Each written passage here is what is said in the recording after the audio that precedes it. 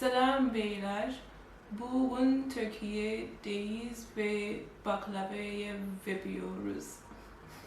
Guys, this language thing is getting even more difficult. I'm gonna give over to Cantonese and those special languages that are just somewhere there that even I have never heard of before or I don't even know how to pronounce, but it should be fun. We are making baklava and it is difficult to say where it originally came from.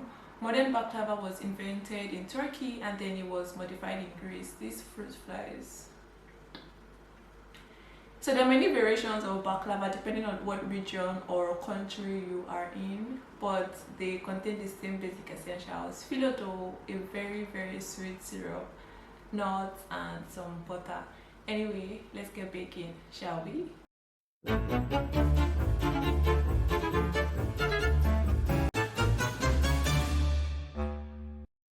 So before we get started on the baklava proper, we need to make a simple syrup. I have 1.5 cups of water on medium heat, and to that I am adding a whole lot of sugar. This is actually the diet version. I took 100 grams out. I know my mom is going to sing in my ears when she watches this. 3 cloves, which is optional. I'm just using it for flavoring, and bring everything to a boil. Then we begin the very torturous process of deshelling pistachios. I think this is where the saying so and so is such a tough nut to crack came from. This thing is painful and slow, and you have to refrain from eating because you need all of it. Once the sugar syrup comes up to boil, add some lemon juice and let it simmer for a bit before taking it off. It has to cool completely before we use it. It took me over 90 minutes to deshell 300 grams of pistachios. Thor's hammer had to feature at some point and still it was difficult. The recipe quantity is 150 grams and I am 7 grams short, but thankfully I have some leftover almonds from my Nanaimo bars dessert. If you are lucky, you may find already deshelled pistachios in your supermarket. You already know how I feel about crushing, so this next part was fun. You may have to do this in 2 batches or more depending on how big your bag is. And if you have a food processor or a crusher or a grinder then lucky you. You don't necessarily have to fully pulverize it. Some big bits are okay.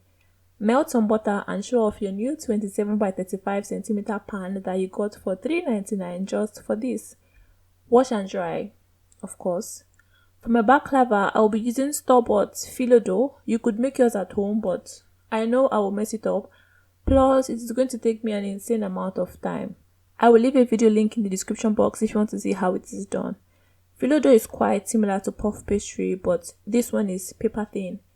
I will cut my dough to roughly fit the size of my tin. Properly grease the bottom and sides of your tin and the layering can begin.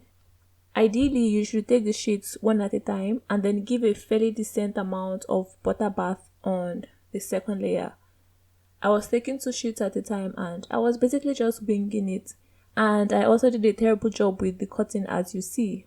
I am also using the cutouts as extra sheets just so nothing goes to waste. So 1 sheet at a time and butter on every second sheet. After I have laid out what I think is 1/3 of the phyllo, I will spread about half the crushed pistachios. Continue the exact same way until you use up 2/3 of the sheet.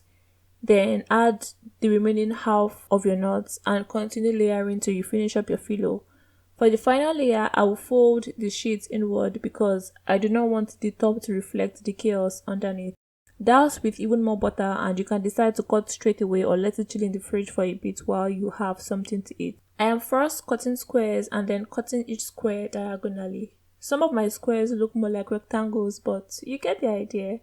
At this point, my oven has been on for about 5 minutes set at 180 degrees. More butter because why not, and bake for about 30 to 35 minutes. Your tray should be far away from the heat source as much as possible to prevent quick browning. Immediately you bring it out, or not immediately like somebody is going to get hot if you do not, but as soon as possible, pour your cooled syrup all over the hot baklava. This way you maintain the crispness of the layers as it's soaking all the syrup. Let it cool completely before serving. It will be worth it. I had some leftover pistachios and I just tried to play around with it.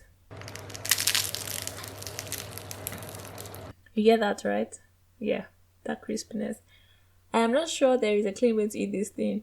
Guys, This thing is sweet, like sweet, sweet, sweet. Even after taking out 100 grams of sugar, these people, they have such terrible sweet tooth, and I love them for it. This is really good. I love pistachios, but my bank account doesn't love them. The layers are crispy and flaky, and I think I may have slightly underbaked them. The top and bottom layers were properly done, but the middle layer had more chew. I don't remember how much I ate, but I know that I ate more than a normal human being should. I ate that solo one after I turned off the camera because it was messing with the order and it just stuck out like a sore thumb. Anyway, I'll see you next week, guys. Thank you so much for watching. Don't forget to like and subscribe.